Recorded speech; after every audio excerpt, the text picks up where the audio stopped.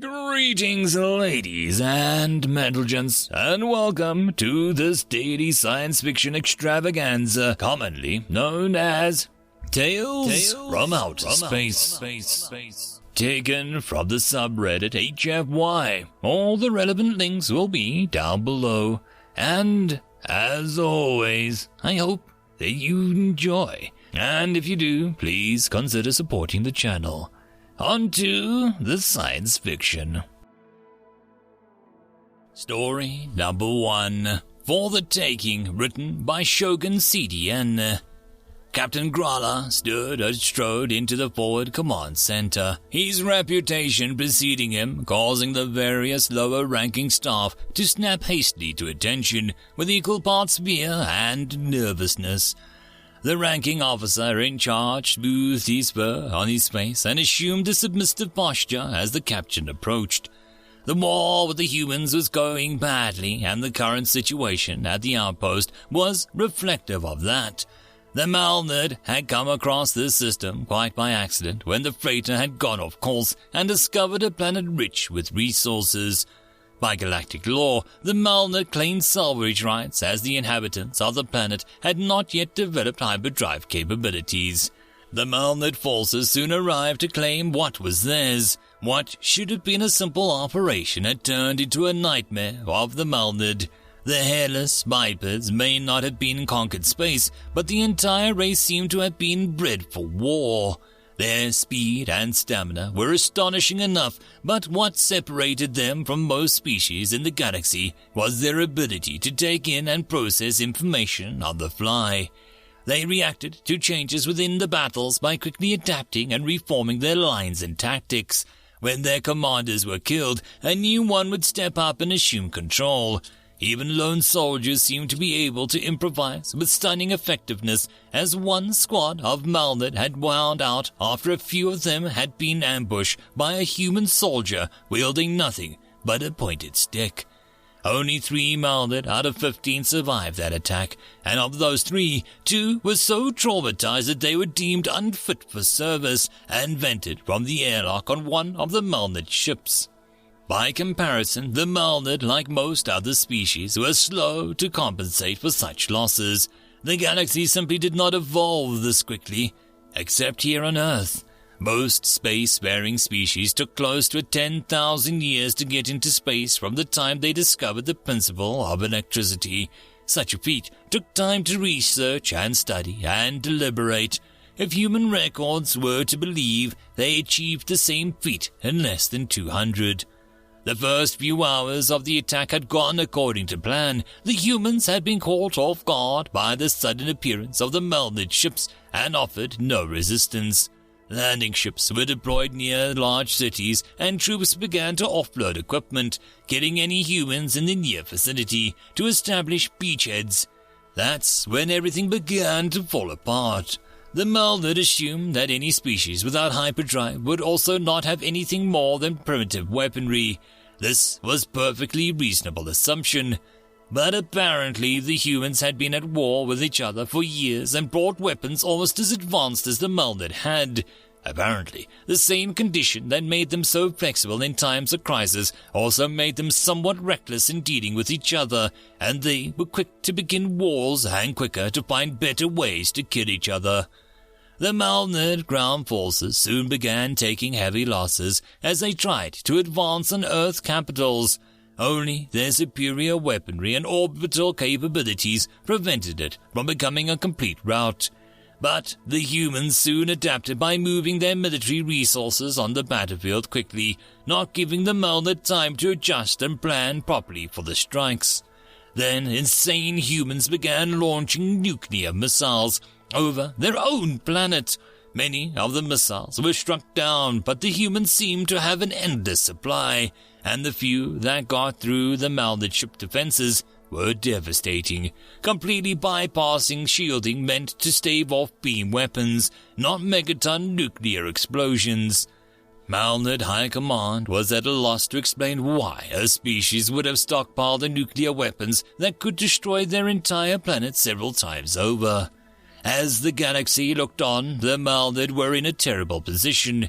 It appeared that the preeminent species in the galaxy was being beaten back by some primitive animals.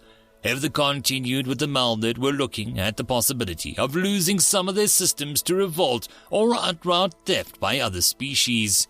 They were being made to look weak.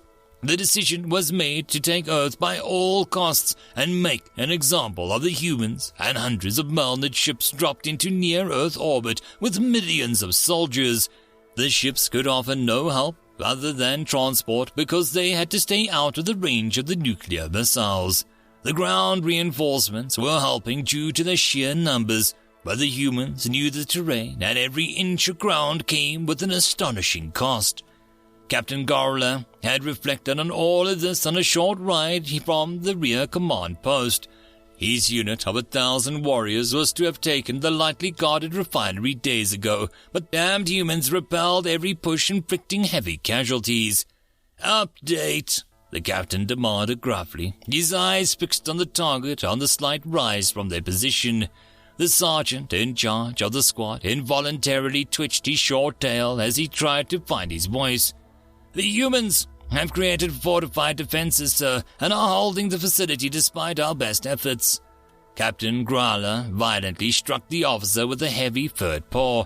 "I know this. It is why I am here. What I don't know is why. Reports indicated there are only a few dozen humans defending the target." The sergeant remained on the floor, a small pool of dark blue blood staining the ground from the cut above its eye. "As far as we know, this is true, but each time we have advanced, the team leaders are killed before we even get to fighting range." "And why haven't we fought back?" snarled the captain. "We don't know where they are. They are shooting from concealment. Soldiers are reporting that the shots are coming from the rocks, bushes, and even from the completely empty ground. But we have never seen humans move to those positions, unless they have the ability to stay in one position for days just to kill us. We don't know how they are doing it. Our soldiers are now afraid to even go out. Their heckles are raised at every boulder or bump in the terrain. We have killed some of our troops to make an example to others, but this has not improved morale." The sergeant replied. "How many have we lost?" 320 soldiers, plus the 6 cowards that we killed ourselves. "And how many humans have we eliminated?" The sergeant paused at this. "We think 4. It is difficult to be certain. The humans dragged their wounded back behind the lines for some reason, so we don't know if the injured ones die or not." The captain had heard of this behavior and shook his head. His rounded snout began to twitch in anger. This operation was indicative of how the invasion was going from all reports across the planet, and now there was word that systems that the Maldid had secured centuries ago were beginning to cause trouble as the military resources had all been diverted here. He shuddered to think what would happen to the Maldid Empire if the species under their control could actually see what the humans were doing to their forces. No matter what happened anywhere else, though, the Captain Grala was going to take the facility and personally feast on the flesh of whoever commanded the humans. He had brought another 500 soldiers and a heavy armor to battle. One way or another, this would end today. "I understand you have established communications with the facility," the captain said. "Yes, well, they captured one of our soldiers and have been broadcasting noise over his comm to us constantly. It seems to consist of heavy pounding sounds repeated in a rhythm that the humans seem to enjoy. We had to abandon the frequency." The sergeant replied. "Good, I'll speak to them myself," the captain snapped as the comms operator brought him over a headset and then engaged the translator and opened the channel, nodding to the captain as it opened. With no speaker wired, the sergeant could only listen to the captain's side of the conversation. Humans, this is, I am. If you want to live, you will have to turn off that noise," the captain shouted. "That is better. I am Captain Grala. My men have told me that you fought bravely. Our people respect good soldiers. However, to die in vain is foolish. I know you can see that we have brought more soldiers and armored vehicles. This is a battle you cannot win. Now lay down your weapons and surrender, and I promise you all quick deaths." The room paused, all eyes on the captain as he listened to the response. Finally he said, "You have made a wise choice." The captain removed the headset. "Sergeant, even these humans know the rational choice when they see it. Prepare the men to move on the facility. I want to be at the head of the column when we enter it." The sergeant nodded as the captain left the room. Once he was gone, the sergeant turned to the comm officer. "You are listening. What exactly did the humans say?" The comm officer looked puzzled. "They seem to have given up. When the captain ordered them to lay down their weapons, they just said, 'Come and take them.'" End of story. Story number 2. Tattoo, written by no good ID names. Highland took a moment to compose herself before she entered the medical wing. Her fronds faded from agitated pink to calm blue, her gills stilled with a frantic flutter. She took a breath. This always was the hardest part of her work. They took the news in different ways. Shouting and screaming were bad. Crying was harder. It was difficult to be professional with battle-hardened warriors weeping in front of her. The worst ones tried to tear off the offending limbs or kill themselves rather than face an abomination that they'd become. Abomination, it may be. It was necessary. Civilians who'd lost a limb could go without, learning to live handicapped. But this was war. Soldiers had to work at peak efficiency, and that meant the twisted marriage of flesh and metal that Highland had to work with so often. She calmed them and comforted them, but they were always changed afterwards. Their former comrades never treated them the same, and now how could they? The patients themselves seemed to diminish, shell-shocked, like their arms or legs had stolen their vitality when they left. Still, the recent progress in the field was definitely helping. The prosthetics were becoming more and more realistic, more indistinguishable from living flesh. The soldiers could pretend, almost believe, that they had not become a monster. She stroked the datasheet with a long webbed finger. This particular patient was one of the mercenaries picked up from the various neutral systems, from a fledgling race known as the humans. They were rarely seen, and the doctors had never needed to make a prosthetic for such a species before, but they had done their best and assured her that it was up to par. She'd have to see for herself. She opened the door. The human was conscious, sitting on the bed never designed for his race, secured for his own safety. His prosthetic arm was well done, so well done that Highland had to check the chart to know which was which.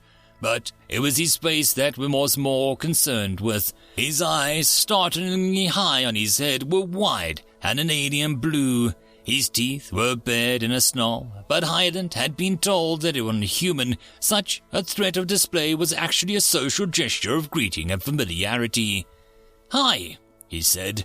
Highland tried to return the expression by drawing her teeth back and felt bizarre. "Lance Corporal Simon Grant, Perspicaidal Highland, your caretaker. Are you, aware of what has happened?" "Yep," he said cheerfully. "I got my arm blown off all the way down in Masquerade, so you guys fixed me up with a new one." "What? Who told you?" "This is bad. Patients had to be told with such trauma event by a trained professional. The very idea that someone could callously told him and then left him alone. Luckily, he seemed hysterical. They tended not to harm themselves until the shock wore off." "Oh, no one told me," he said, mouth still bared in a human smile. "I figured it out. If you didn't want me to know, you should have kept my tattoo." Highland flicked through her notes. "Your what?" He pulled off his collar, revealing a discoloration on his pectoral. Highland leaned in closer. It appeared to be a pattern forming symbols that she could only assume were human language. "You guys don't have tattoos?" he asked. "It's where you stab ink into your skin to make a picture. Stays there for the rest of your life."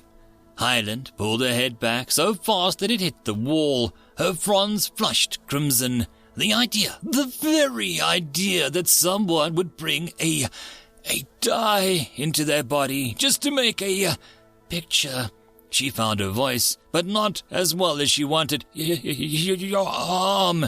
Yeah, I was thinking about that, he said. What's the point of getting a robot arm if nobody knows it? This one looks too much like the one I had before. Any way you guys could give me bare bones on the thing? Just the metal. Bare bones. And, I was thinking, could you get the techies to put a weapon or something onto it? A gun would be badass. But even Switchblade would be sweet. If you could, excuse me, just for a second. Hyland backed away towards the door, clutching the data sheet like a shield. Sure, take your time, but don't think about it. He waved her off with his prosthetic, so smoothly, so easily, as if it were his regular arm and not a metal thing. She made it out of the door. In the hallway, she leaned against the wall for support and tried to make her girl settle down. Breathe, breathe. Eventually, calm returned. She looked at the human's door. Freaks the frick out of me, she muttered. End of story. And that, my friends, concludes this dose of science fiction fun. I hope that you enjoyed. And if you did, please don't forget to support the author from the link down below. But if you want to support this channel, there are links as well down below for you to help with. But the easiest way would be to share this video. And if you are so inclined, subscribe as well. I will see you all in the next episode, and I hope that you all have a fantastic time until then. Cheers.